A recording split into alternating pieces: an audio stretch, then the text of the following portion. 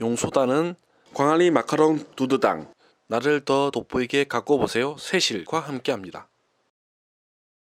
반갑습니다. 용소다입니다. 이번 영화 배우는 엑설런트 어드벤처, 폭풍 속으로, 스피드, 매트릭스 트릴로지, 존윅 시리즈로 유명한 우리 헐리우드 배우 키아누 리브스에 대해 리뷰하겠습니다. 사실 키아누 리브스 편은 할지 안 할지 고민이 많았거든요. 그동안에 보통 리뷰하는 배우들의 평균 작품 수가 보통 10여 편에서 20여 편이었다면 키아누 리브스는 훨씬 키아누 리브스가 나왔던 영화 다 리뷰하면 여러분들 아마 자고 있을 것 같습니다. 아마 저도 리뷰하다 자고 있을 것 같고요. 사실 2부작으로 해도 될 만큼 많은 양이긴 한데 이렇게 많은 영화를 찍은 키아누 리브스를 이 한 편에 다 담아낼까요? 하지만 신경 써서 굵직한 것들만 제가 리뷰해볼 수 있도록 하겠습니다. 렛츠고! 용소다! 조사하는 동안 느낀 점은 찾아야 할 자료들이 너무 많아서 거의 고대 유적 발굴 조사한 느낌이었습니다. 발굴을 착수한 지 100일 만에 유물들이 눈에 보이기 시작한 것입니다. 키아누 리브스는 1964년생으로 만 54세, 공식적인 국적은 캐나다인데 혈연까지 따지면 좀 복잡하거든요. 부친은 하와이 원주민과 중국의 혼혈 미국인이고 모친은 영국인입니다. 여행 중에 출산을 해서 출생지는 레바논이고요. 부친의 혈통 때문인지 헐리우드에서 활동하는 백인 배우치고는 동양인의 느낌이 있죠. 키아누 리브스는 어머니와 1970년 캐나다에 정착을 했습니다. 사실 키아누 리브스는 영화배우로서의 삶을 빼면 상당히 복잡한 인생을 산 배우입니다. 부모님은 키아누 리브스가 3살 때 이혼하고 헤어졌습니다. 그는 어머니와 동생과 함께 미국과 호주에서 살았습니다. 7살이 되던 해에 캐나다 토론토에 정착하여 살았고 어머니는 지금까지 4번의 결혼을 했습니다. 아버지는 마약 판매 혐의로 1994년 수감되기도 했고요. 어렸을 때 헤어진 이후 연락한 적이 없다고 하네요. 키아누 리브스는 최종 학력이 고등학교 중땡입니다.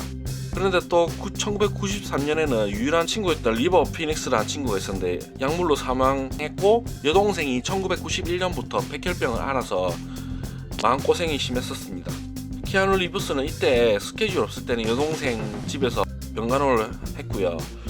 여동생은 병세는 2000년대 들어서 많이 보존됐다고 알려졌습니다.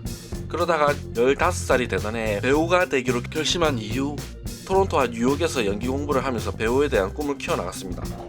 사실 우리나라도 요즘 배우나 연예인이 꿈인 청소년들이 굉장히 많잖아요. 사실 이때 키아누 리브스도 우리 세대의 청소년들처럼 꿈이 연예인이었네요. 1986년 영화 영블러드에서 처음으로 조연을 맡아갖고 헐리우드에 데뷔를 했고요. 영화 영블러드에서 조연으로 헐리우드에 입상했는데 저는 저 영화를 지금 리뷰하다가 저때 저 머리가 유행이었나 보네요. 이후 인디 영화 리버스 엣지에서 양심의 위기로 괴로워하는 10대 역할을 연기해 호의적인 평을 받았고요. 이후 조연으로 나온 영화인 1989년작인 우리 아빠 야호라는 영화에서 1억 달러 넘기는 성공을 거두며 미국에서 조금씩 알려졌고요. 코미디 엑설런트 어드벤처에서 얼빠진 10대의 아이콘 테드 역으로 주연을 맡았는데 한국에서는 처음으로 보이는 영화였습니다.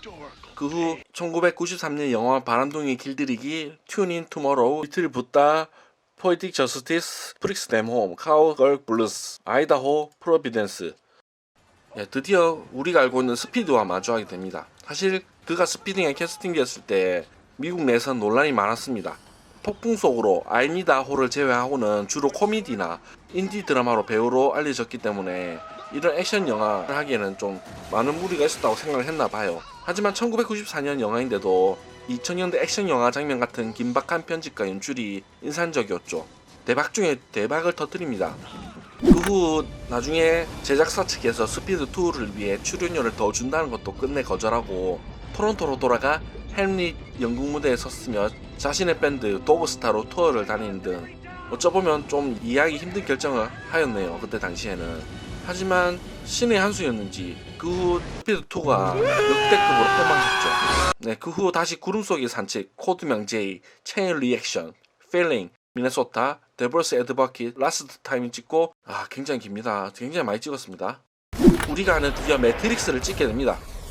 읽기 힘드니 상은 다음과 같이 받았습니다. 읽기 이제 힘들어요. 그 뒤 매트릭스 2, 3와 릴로드까지 출연하면서 키아누 리브스의 수입은 2억 6,200만 달러였으며 시리즈에서 가장 돈을 많이 번 배우 2순위에 랭크되게 됩니다.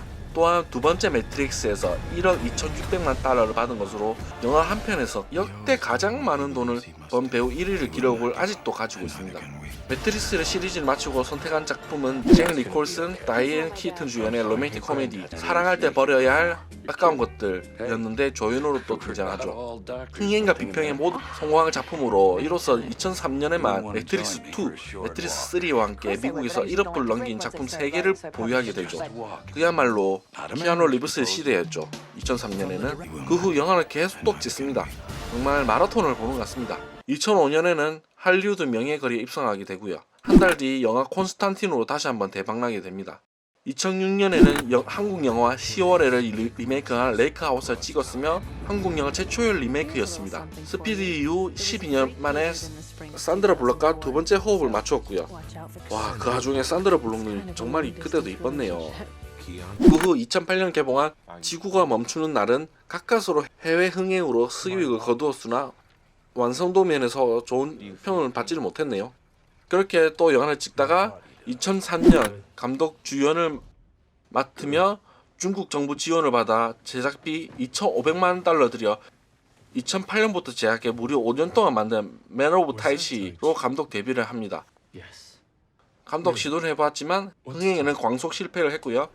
그렇게 키아누 리브스는 매트릭스 이후 10년 가까이 점점 내리막길을 걷는 듯 하더니 그러다 2014년 영화 존 윅이 개봉하는데 전방적으로 양호한 평도 많았고요. 제작비 4.5배에 달하는 흥행 수익을 거두고 대박을 쳤습니다. 또한 2017년 2월 미국에서 개봉한 존 윅의 속편 존 윅 리로드가 개봉을 해서 키아누 리브스는 제2의 전성기를 맞이하게 되죠. 로렌스 피시번도 등장하여 매트릭스 리유니언으로 화제를 모았습니다. 대개 속편이 전편보다 좋은 평을 얻는 경우는 드문데 이 영화로 역대급 액션 영화란 찬사와 흥행도 전작보다 성공하게 되죠. 이렇게 보면 리암 니스 형보다 영화를 더 많이 찍었네요.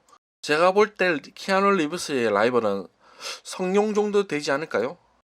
참고로 제가 조사하다가 키아누 리브스보다 많이 찍은 배우 2명을 찾았습니다. 뭐 많이 찾아보면 더 많은 배우도 있겠지만 어쨌든 키아누 리브스보다 많이 찍은 배우 누군지는 마지막에 공개해드리겠습니다.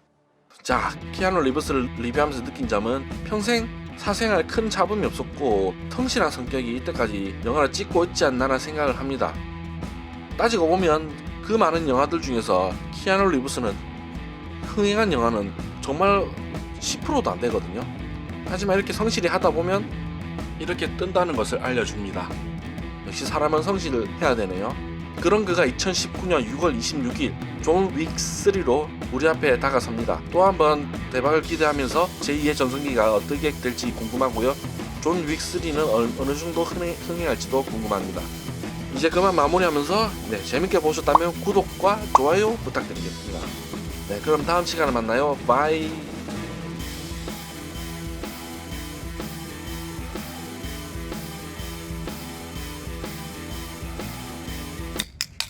용서다.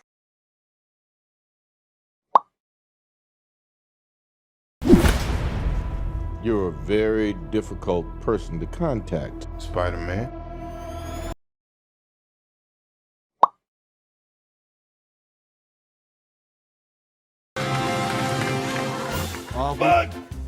뭐야 뭐